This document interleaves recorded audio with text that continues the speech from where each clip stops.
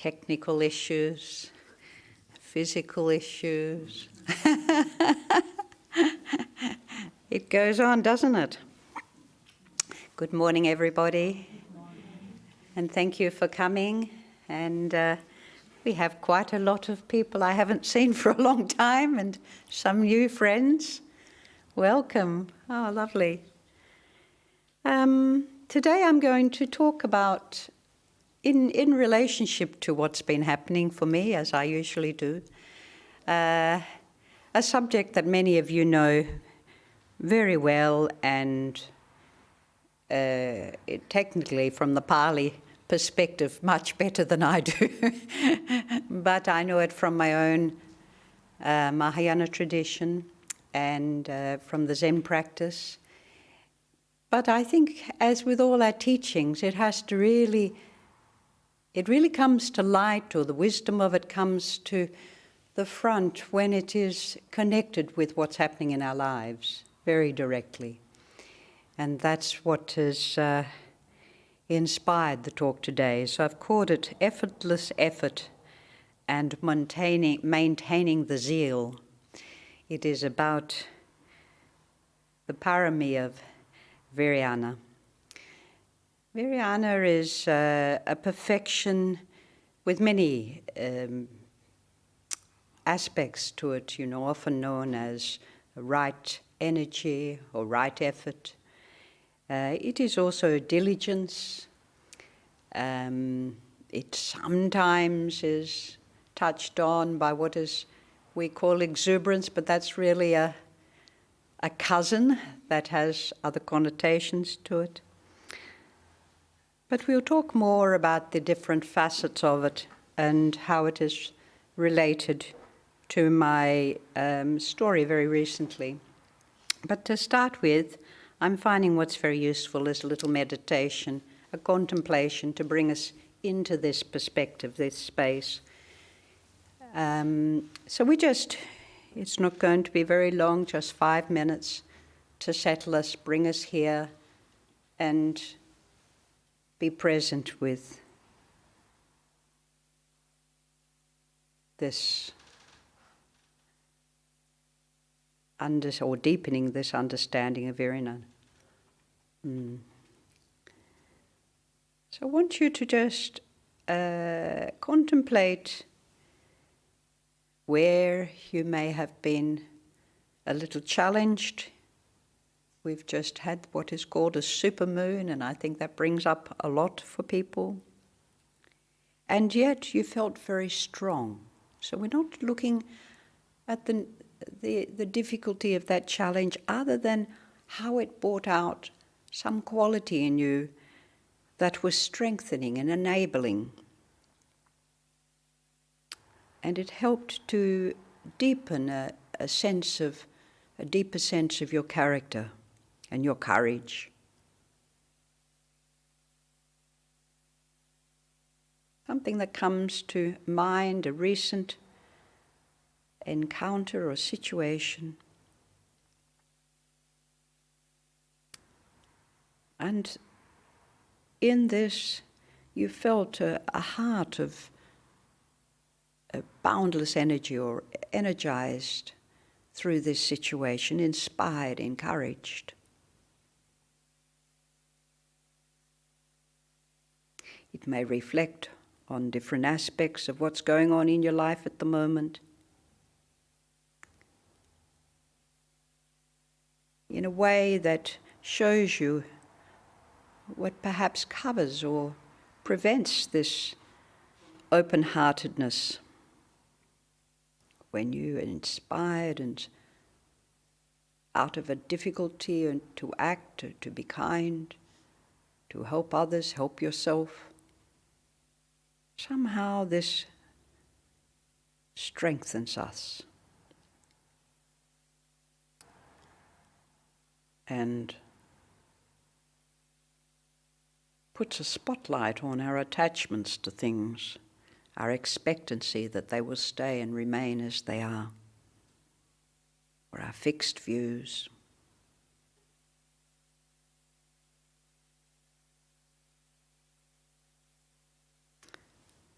We may notice when we're generous and we're giving of ourselves in whatever capacity or in materiality, that it also gives rise to various strength in a protective way. It's called ama.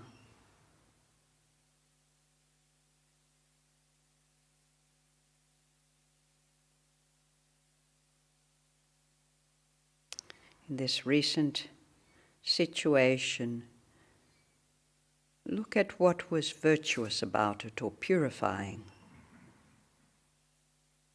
or how your practice grew from it.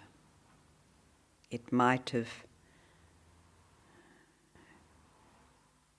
been coupled with a practice of repentance, or a ritual, or an interaction with a teacher, or an inspiring text. But there is always something when we have difficulty that inspires us to understand it more deeply and find ways to let it go.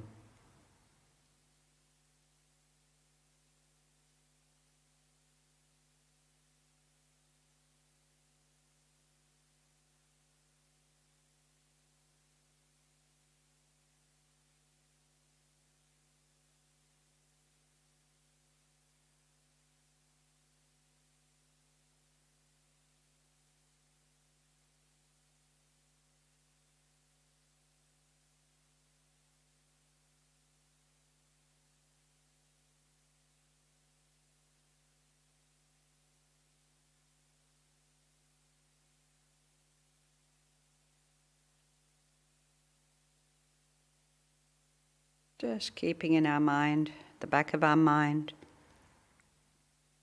that situation, and hopefully it is further nourished through this little talk today.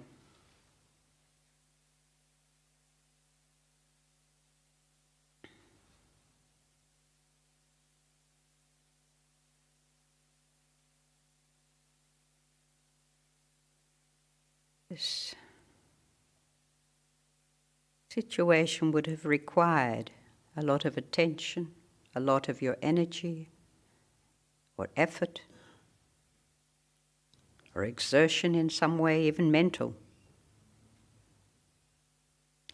And it is actually, in the Sanskrit term, the virya, it means a hero. It means that you surmount it, you overcome it, you grow from it. You understand it deeply.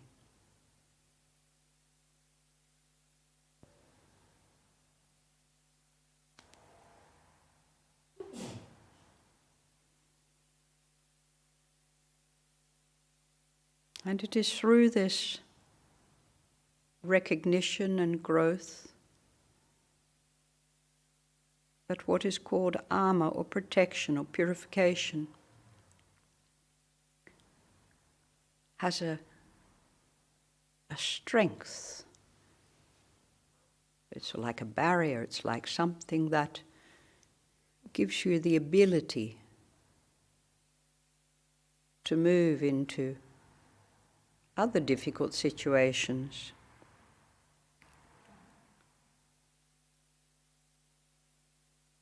with great zeal and energy.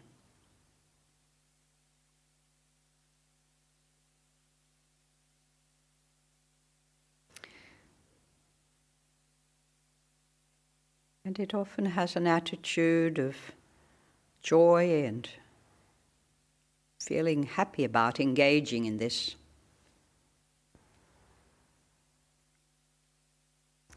Knowing what comes out of it is wholesome, is better than before.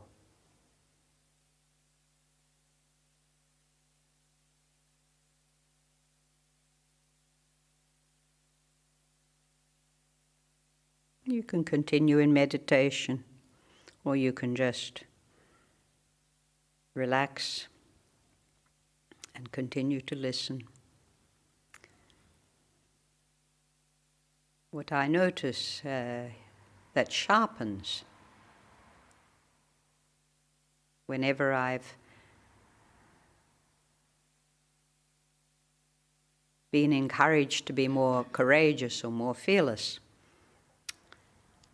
and face myself and face the situation as myself, other as myself, that what happens is there is an integrity and an honesty that surfaces in the mind.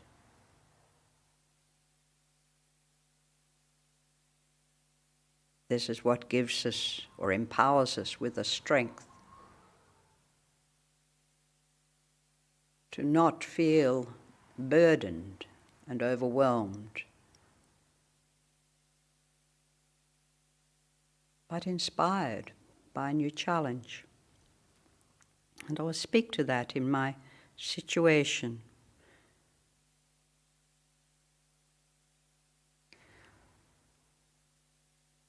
But the foundations of this virya, or the foundations of right effort and energy, come from restraining, restraint, and relinquishing or letting go, and at times even an abandonment, turning away from. So we're turning away from those negative dialogues we have when something doesn't work for us, or the fear reactions. And we start to turn into the present moment with greater attention, greater focus. Prior, this parami of Kanti is the one, prior the parami of virya is the one of Kanti, or what we say in Mahayana from the Sanskrit shanti, meaning patience. So the patience is what holds the energy and stabilizes our capacity, our mental and physical capacity to endure. It's what we build on from the other parami of generosity and keeping the precepts, developing our patience. It brings up a lot of new growth. I touched on what we sometimes refer to as a close enemy. It seems very similar, and it might be intoxicating or excessive beginner's enthusiasm. But this is something that we all have at times, but it's not very long-lasting. Anything that is intoxicating is going to burn itself out. Beginner's enthusiasm, it doesn't take very much to puncture that with something that someone says or a displeasure. Many of us, when we first come to the temple, we're very inspired. It was out of the pain or the suffering we come. And then something inspires us, as I've talked about in recent talks, that engages us to keep coming.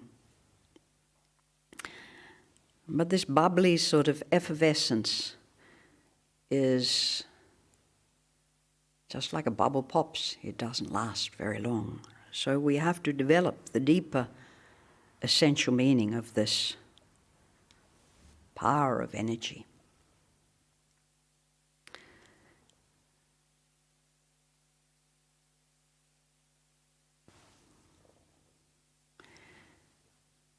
I recalled when I was in Korea many years ago, living in a hermitage, that the village women would come up once or twice a year and we would work together to cut all the grass at the back of the hermitage because bushfires and snakes and so forth.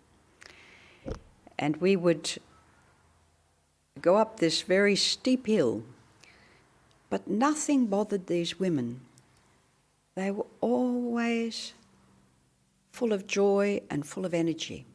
Didn't matter how hard. They taught me how to use this sickle, this scythe, little hand scythe, and you crawl along on your haunches, on your ankles and your feet, low to the ground, and you're just slicing in the moment what's in front of you, in a certain movement, in a certain rhythm. And I learned from these ladies at the time that if you do whatever it is you do, doesn't matter how physically difficult it may appear, if you do it in a rhythmic pattern, that you're breathing naturally, your body and hands are functioning with the tool at hand, and you're engaged, fully engaged in that action and those you're with, there is this sort of a group empowerment. They would go all day from my place to another's, another job. Early in the morning, all of you who come from ethnic cultures, you know this. You know how your parents were taught from children to handle utilize the skills that their grandparents had passed on to them in a way that was nourishing for the whole, for everyone, not an individual. And because of this, there is a sort of an outpouring of the heart, an opening, a sense of wanting to do it well and to share it and to be more generous. So many of these things came to mind this last week when other things were also happening. We say in Zen, we take the next step completely, fully, completely. We also breathe and taste and touch in a wholehearted practice of completeness. We fulfill each moment, each action. Touching, tasting. Whatever we're experiencing, we do it completely. That's what you learn from mindful walking. You take each step, you place it, you lift it, you move it forward, place it, lift it. This is what it's teaching us. So I'll touch on this, my story a little bit. I was asked to do a little project at my property. A group of Vietnamese wanted to offer a beautiful Kuan Yin, and my committee were a little hesitant because the little Kuan Yin they wanted a 5-metre little Kuan Yin. And of course, raising the money is a tiny part of it. And so I said, well, one is I don't think the council is going to allow me to have a 5-metre Kuan Yin on the property. And the construction would be a lot of money apart from, the building of it and transport and so forth. So they reduced it to a 2-metre, just over 2-metre, because that was allowable without a permit. And for them, that's all they thought about. Make a few meals, sell a little food, make some money. And then they created, I think, 5,000 or something. And then the Venerable Phuc Tan, he wanted to put it near the pond because when he saw the design, he said, it has to go near water. And I thought, we were just going to put it up near the house in the little new garden where there wouldn't be so much work with the water, the pond, we have to fix up the pond. So Venerable Phuc Tan said, I'll give you 5,000 to fix up the pond. So this is where it all starts, And there's little me sitting on my property having to get the labour and the materials and and think about how we can get the weeds out of the pond. The pond, a third of the pond was covered in this very, very strong matted weed. The carpet of the weed was very thick. So we had a machine come that we excavated out for the plinth, and we got the concreting done, and we made paths and designed places for gardens. So that first half of that money had gone. And then we thought, well, 5,000 will do the pond. But when we came to doing the pond, we were very careful because it's a big excavator with a big claw. I said, now we have to just put the back of the excavator up and not have the claw anywhere near the plastic membrane. And for a while it worked. I was very attentive and, saying how far it could go down and how to lift it out. And big clumps of this stuff came out, and we got a little confident, overzealous, you might say. We were energized, we were enthusiastic, the bubbles were happening, both in the water and in ourselves. And then at one point I saw a bit of plastic rise up with the matting. And I said, oh no, it'll be fine, it will seal itself. I was sure the pressure of the water would seal it. Then up came a bigger clump, even with the carpet that was underneath the plastic. I thought, oh, this is looking more serious. But I still had this positive, because I'd been feeling, all that weed, the weed was taking up a quarter of this hall. All that weed has gone. And the pond looked so much larger, and I was starting to envisage what it's going to look like, and the lilies would look better and so forth. Anyway, by the end, he went home. He was very nervous and very frightened that he destroyed the pond, and I kept saying, oh, don't worry, And he went home, and of course the next morning the pond was a little puddle in the middle, and there were 5 quite major holes in it. Well, I still was positive, so I spent time Googling, and I went and bought some new membrane to put over it, and I bought something that they said was a good tape.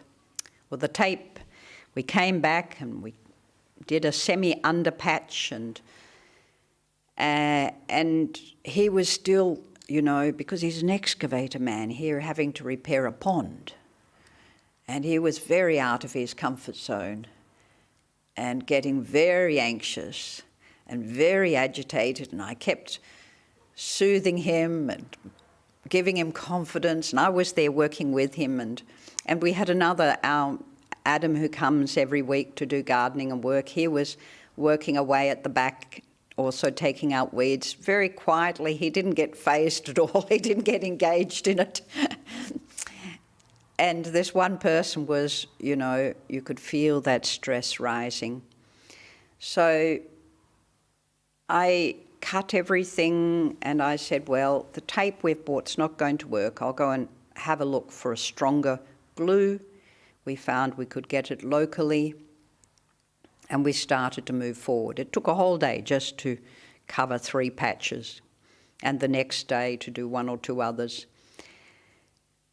But at one point on the second day, he must have been sleeping on it and worrying about it all night, that he said, this is not my job. I said, oh, no, but it's something we can all do, So I learned something there, in that had I been anxious or negative from the beginning and, oh, what's happened? What have you done? How did this happen? But I didn't. And I could very clearly see the causes for why it happened. It was a very reasonable option that this would go this way.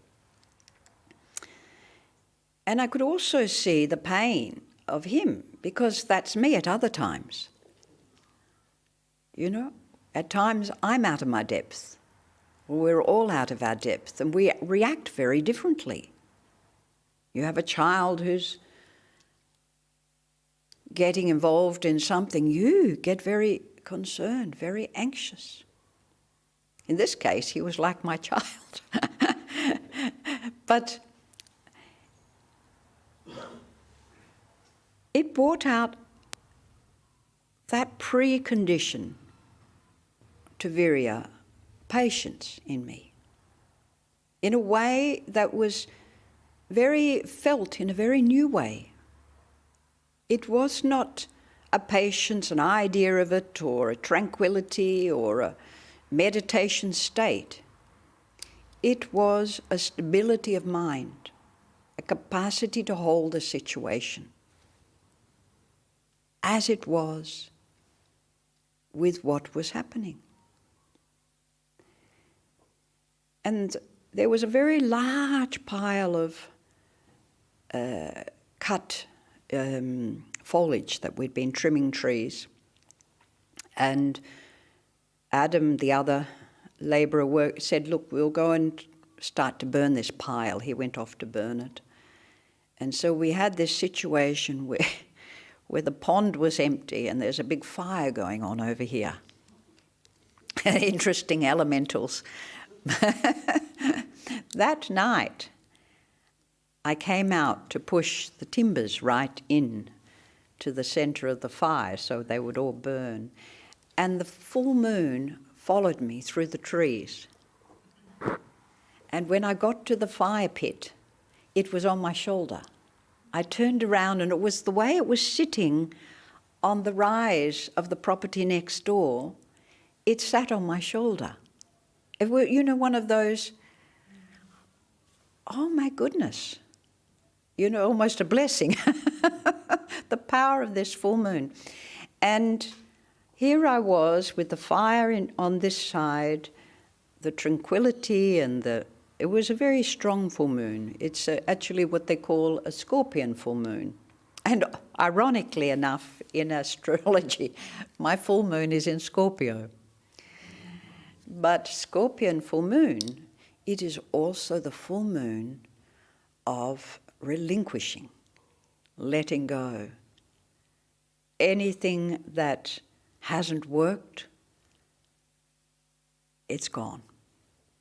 So too in this whole situation of the pond emptying, it actually turned out to be very good because we were able to patch add more rock to the wall, tidy it up, take all the weeds out around it, and start afresh.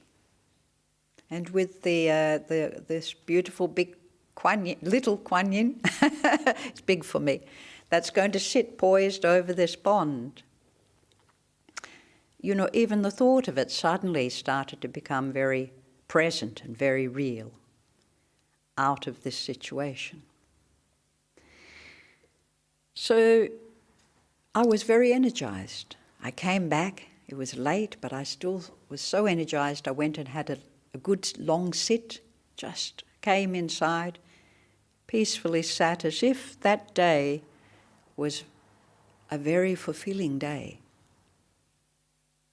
Now, had we taken the weed out, not penetrated the plastic membrane, not burnt the pile of, because we had other trees to cut, we weren't going to do it that day. But if we hadn't, one of those conditions hadn't been there, circumstances are very different. And life is like this. The wonderful Tibetan story of the ups and downs of a man's life, this happens and, the village goes, oh no, and that happens, oh, what a blessing. And this happens and, oh no, and then he's supposed to go off to the army and then he breaks his foot and he can't go to the army, oh, what a blessing, Life is like this. But can we somehow find a way to develop this stability and equanimity and consistency in our life, even when great problems come? I mean, I've touched on this in other stories when I talked about the woman who was always grizzling and complaining The husband was having affairs and the children were playing up and everything was always a problem, and she always went to the monk and sat for an hour complaining about her problems. And one day he said, hold this one thought, it doesn't matter. Or we say never mind, kwenchaneo, never mind. Never mind. Don't engage. Don't hold on to it. Don't push it away. Just be present with it. And she took up this practice because in Korea it's a very, kwenchaneo is a very simple word they use all the time. It's okay, kwenchaneo. Never mind, kwenchaneo. It's a word that encompasses many things. And as she held this mind, everything started to change. The husband noticed she was not angry with him all the time, and he started to stay home more. One day the neighbour came and said, your child's fallen in the pond. And she said, kwenchaneo, you'll be fine. Don't worry. You've noticed the kid's fine. The kid was fine, of course, in this situation. It's not always the case. But so her life and her actions changed because she found a way to focus her mind in the moment, that things in the moment were okay. Her energy changed, she lifted. And one day she was making pancakes and she had the oil in the pan boiling, and she threw in some of the dough and it splattered up. And as that happened, she was awakened. She threw the pan down and danced around singing kwenchaneo, kwenchaneo. Everyone had thought she'd really gone off the off the planet. But in a way, this was a true story actually. In a way, this is something that if we have a meditation practice, if we develop the parami, if we come regularly, we start to gain that strength and stability, that courage and equanimity. And that will found the mind for not only endurance, but energy, and right effort will follow.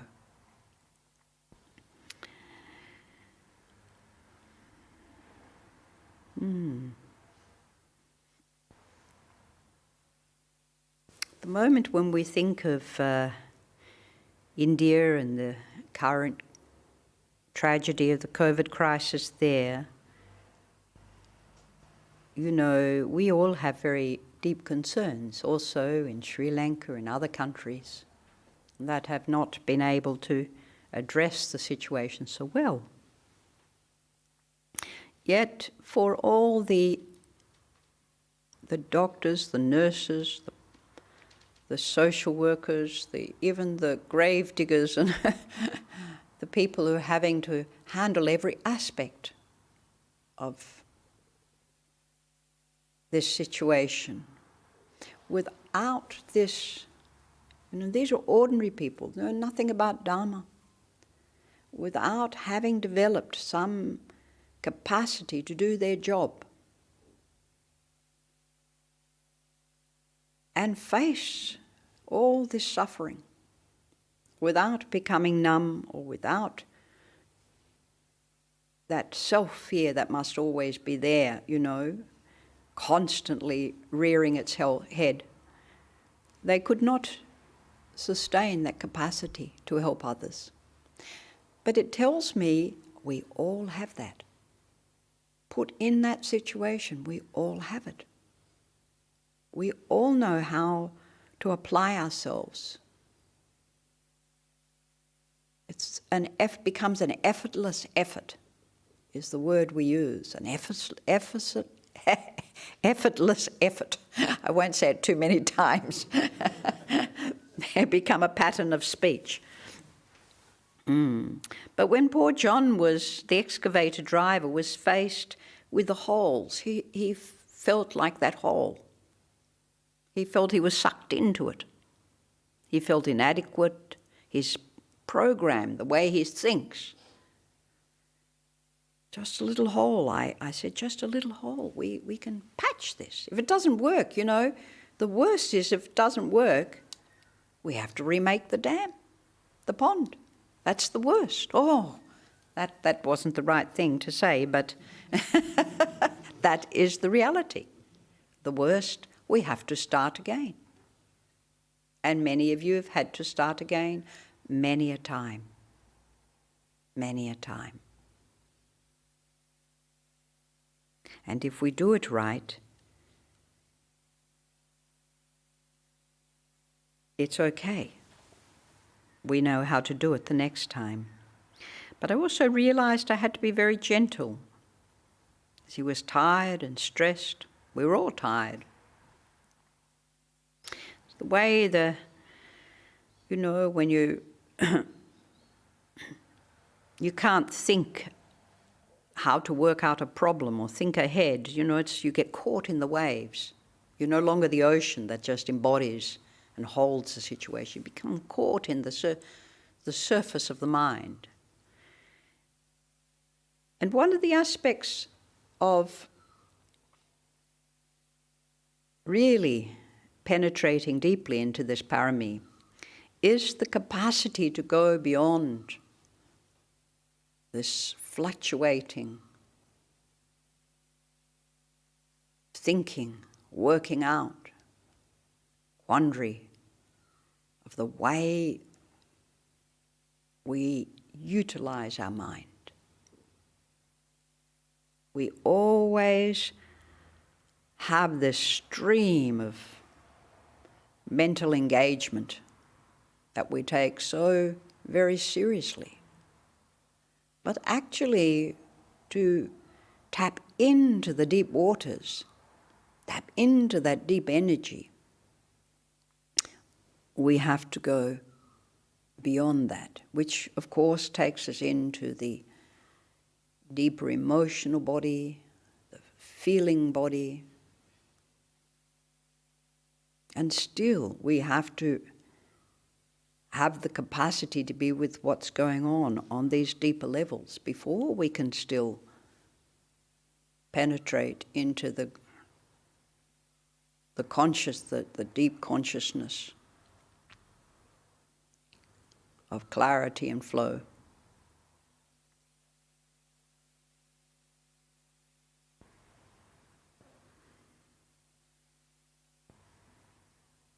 For me, the leaking pond was not the problem. Much more so, the leaking physical energy.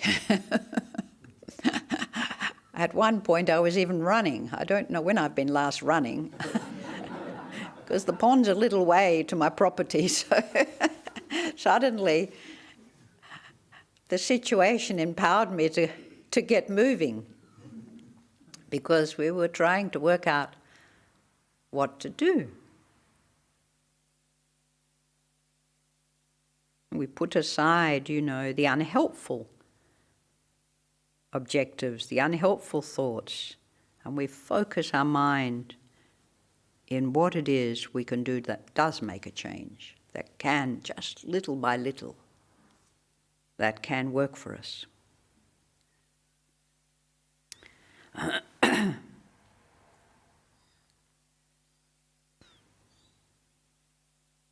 I always write lots of notes. I don't know where they'll all go one day, but when I'm thinking, I'm putting this down and that. So anyway, energy is, it's really what we would say is ocean-like capacity. It is always very fulfilled when it's in connection to others. It is caring. It is an energy of giving ourselves in some way and sharing in some way and fulfilling the needs of others in some way. This is where it is not in any way a light energy. It becomes a very sustaining force that motivates our life and our practice. And it grows. In a sense, it's what patches the dam of the mind. You know, it patches all those holes where our life seeps out in a way that we can feel always full and always there in a capacity that offers ourselves in some way. It might be a kind word or a hand, or it might be in the dam filling a hole. But it is, energy is much more than just this. It's been there long before I've been here. It will continue long after I go in some way. It's all of life. So the effort aspect of Virya is the containment or the channeling or the directing of it, the using of it, the purposing of it. And this is where the balance and persistence and patience, it is always the action of loving kindness and compassion. And it is a noble emotion. It's a clarifying of the mind, and it motivates the volition or the intention to be enlightened. That is its deepest cause. Motivates the volition or intention to awaken. Wake up.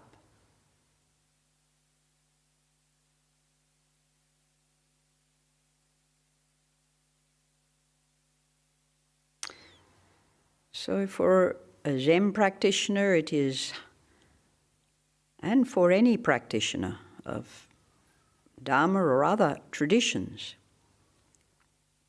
it is connecting to every situation with courage to act in a kind and caring way, in helping and supporting others in whatever need arises. So the Buddha asked us to inquire in regards to intention and action. He said it is for my welfare and the welfare of all. It leads us out of this stress and it brings more peace to the world.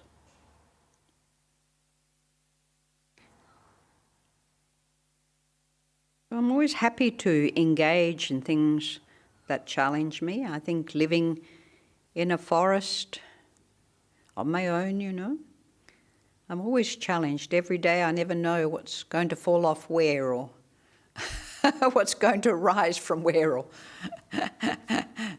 whether it's bushfires or floods, we don't know. Another aspect, going further with the energy, where is this energy to be directed? It's to develop the concentration for meditation.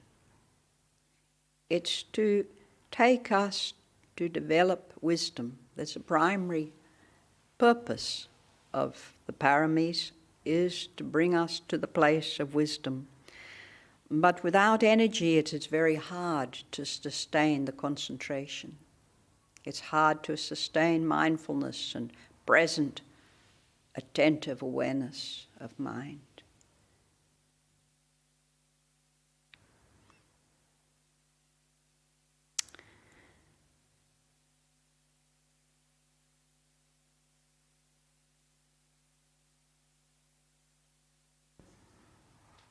It's only then that the ocean of our worries and doubts, our moods and our feelings can be realized, looked into, to see where they come from. What is driving them? What is motivating them? What is enabling these deeper currents of our life? Pema Chodron, a wonderful nun in the Tibetan tradition who's written many books, she has this to say: there are many defenses shielding our heart. So now we have to remove all the defensiveness, so much so that we are able to love everyone in this universe. That heart is the bodhicitta. That heart is the heart of the Buddhas, the heart of the Bodhisattvas. It is the heart without any defensiveness. Can you imagine that? We can have a heart without any defensiveness. A heart without the need to defend, the need to control, the need to choose. You know, how much of the time and energy do we spend in a day choosing? We wake up in the morning, will I have wheat bix, or will I have rice bubbles, or will I have eggs? It goes on from very early in the morning. And it doesn't take very much when we have this mind that's already getting a little bit, you know, all about itself, for that to be taken off balance at some point. Something that's going to be said. Just simple little things. So I'm going to hold the image of this dam in my mind, this pond. I keep calling it a dam. It's quite large, probably half the size of this room. Because it has taught me so much. John has taught me so much. Adam, who I have never, in 17 years of him coming to do work, have I ever seen him angry. Can you imagine? He's seen me. He's seen my moods. But I've always said, I don't know, Adam. The Buddha picked someone really special to come and help me here. He has a wife who has always a lot of illness and problems. He has some Chinese history in his great-grandfather, I think it is, you know. Just that nothing is too hard for him. And that day it was hard for all of us, and he was shining, just shining. So next time we face a difficulty, just allow yourself to open and, wow, what am I doing here? See how you engage. See how your emotions unfold. Look at your reactions. Not changing anything. We don't have to change anything. You're not seeing Chikwang, who is a Buddha. You're seeing Chikwang as a human. Far from that level yet. I just happen to have a bald head and wear robes. It is my support. But I want to thank you. There might be, not too bad at timing, a little bit early, but might be time for a question or two. Yes. Thank you.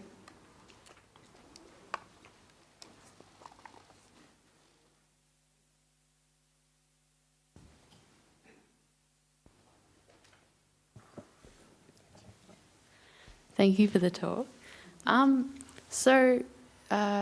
Given that we've all been through this COVID-19 crisis, I found talking to many people that many of us struggled with the loneliness and disconnect. And in Buddhism, there's this idea of guarding the senses and sense desire. And that was, I think, particularly tricky for some of us. So I'd like to ask, how do we sort of relate to the parts of the mind that go against our spiritual practice? So deep desires to engage in stuff that might not be so wholesome. Well, you know, your spiritual practice is that too. You know, it's not something separate. Yeah. You know, when we say guarding the mind, we're saying, you know, looking at it very honestly, very openly, watching it, watching how it moves, watching what it does. At some point you will notice all those thoughts and emotions aren't you. At some point. You know, they rise out of conditions as they pass away out of conditions. COVID was a very difficult time for everybody, and people acted in unusual ways. For me, I found a project to do, and I still remained engaged. I didn't see people, except Adam came once a week, but we weren't close, you know, he did his work. But I can't say that there weren't inner feelings of, you know, what you mentioned, the loneliness or the sense of isolation or the lack of touch. You know, elderly people, just touch was a difficult thing to do and have. But when we study Dharma, one of the things that we do start to see, you know, initially we have, you know, what to do and what not to do. But as you start to study, you see this is a training to understand your mind, to understand who you are, as you are. The rest of it, as you see it clearly, it changes. Sometimes you're patching, but you're not patching. You know, like what you're saying is that using the Dharma to protect. Sometimes just being who you are in a very open, kind, generous-hearted way, in connection, in non-reactive, allowing, you know, the thoughts to be there but not acting on them is the beginning of it. We can't push things away and not inviting them either. You know, we didn't invite the damage to the pond. It was, once we saw it, it was inevitable. There was a sort of a wall in there, so the machine got too close, of course it's going to pick up something. But we're like that. Thank you.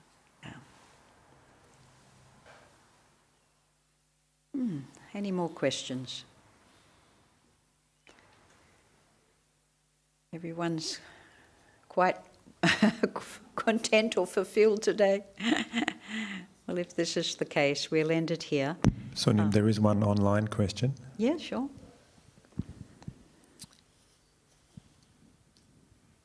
It is, how does one know or identify your limits when applying effort?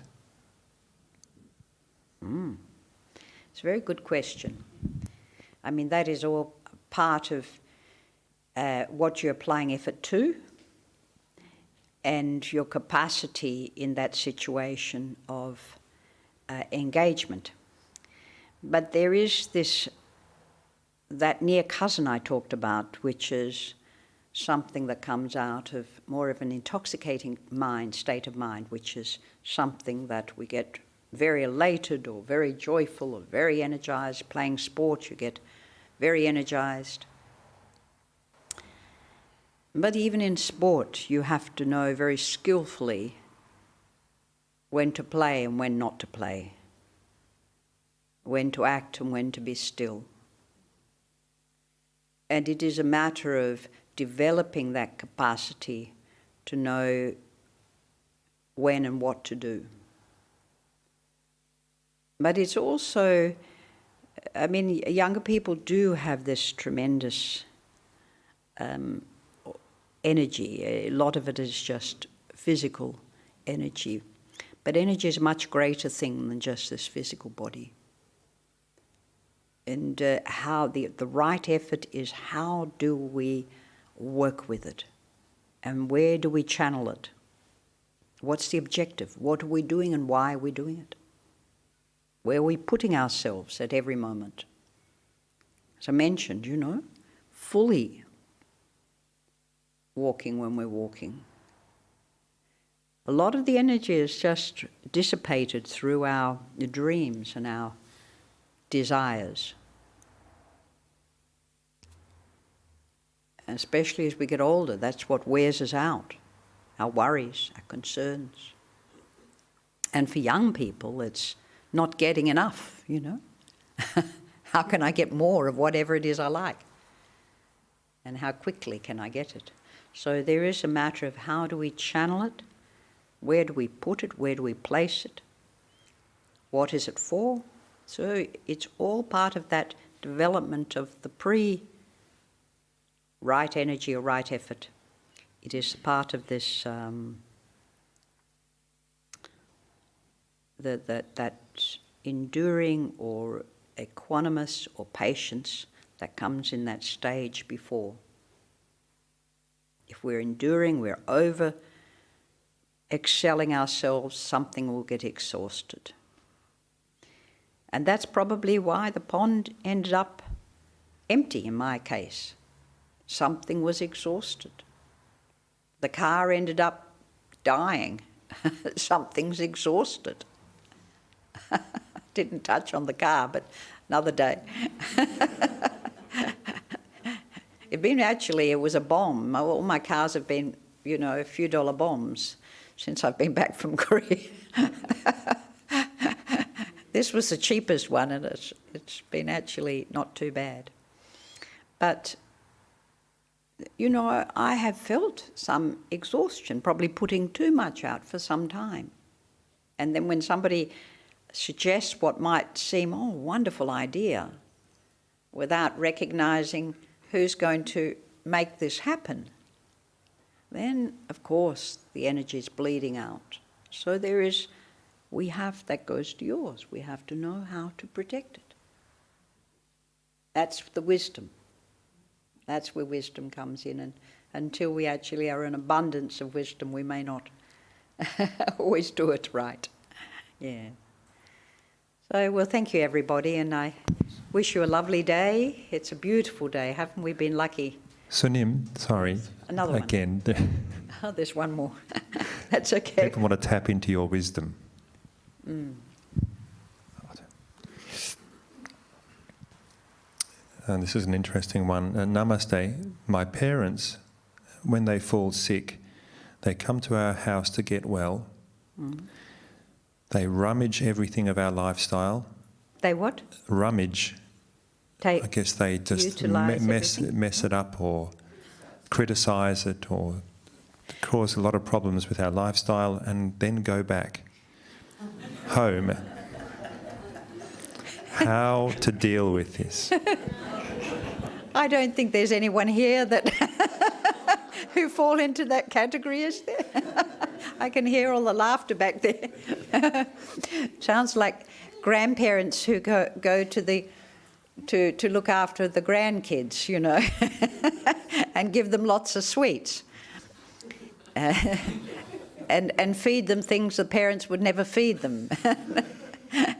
Even, I almost got expelled from my nephew's house for being somewhat perceived as that sort of, inspire the children in some way they didn't want. I'm very careful of that. But what can you do when your parents come? Well, what do you do in any situation that's not particularly pleasing? Again, it comes back to much of what I've talked about. It's actually, I mean, the ultimate would be if you didn't want to invite them, and that would, obviously that's not what you want to do. So there either needs very clear guidelines or instructions or sitting down and conversations. But energy-wise, you know, the grandparents enjoy coming to their children's home. This is a natural. The children, the grandchildren love going to the grandparents' home. It's a natural. Anyone watching that, what is it, the 4-year-olds and the... we learn a lot from that show, don't we? I found it very, very educational.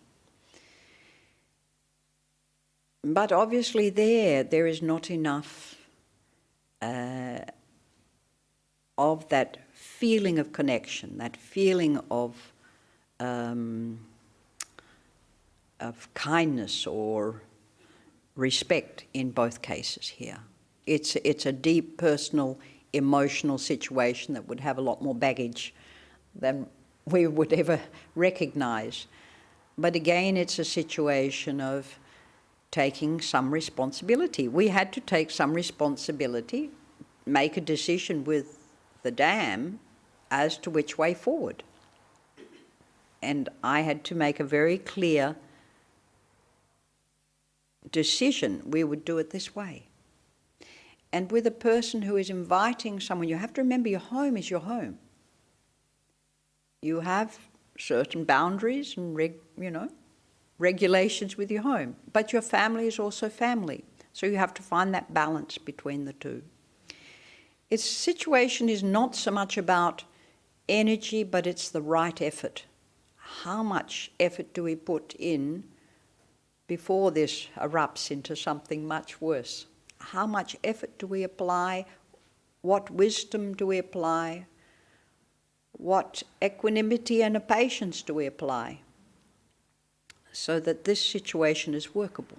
I mean, there'd be many people, anyone in this room, have an understanding where boundaries, there's a whole area that I haven't touched on today on boundaries and how to work within boundaries and how to set up and protect oneself with boundaries. That's what the precepts are for. That's what even loving kindness meditation or meditation is for. But certainly right speech and right actions come clearly into this situation. But we are always responsible. Everything that happens in our life, how we react to it is our responsibility. And do we generate more kindness, more trust, or do we create more separation, more angst, more fear? Whatever we do is our responsibility.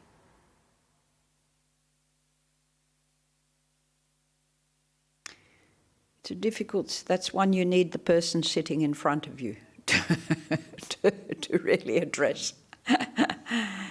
Yes, so is that the last one now? Thank you. Okay. For that question, I mean... Yes, you might be able to offer something a little bit better to that, having grandchildren or whatever. The problem is that person has a very strong opinion of what they have, what they are, and what they want. Yes, that's and if right. they practice what you said earlier, it does not matter. There's no problem there. Yes, yes, exactly. Thank you very much, Dr. Chai. Very, very clear. But most people, young people, when they have a home, they build a home. I have a nephew who's just rebuilt his home or refurbished his home. And he is very clear exactly what they want. I can't give anything because they don't want it. You all know that. Not a thing. I thought, oh, maybe I could give a vase of that colour or something, you know. They don't want it. So we we have generation of people who know exactly what they want, and we don't quite fit into that, do we? But we can work on how we can and in what capacity. But thank you very much, and thank you for your engagement in the talk. It was lovely. Yeah, have a wonderful day.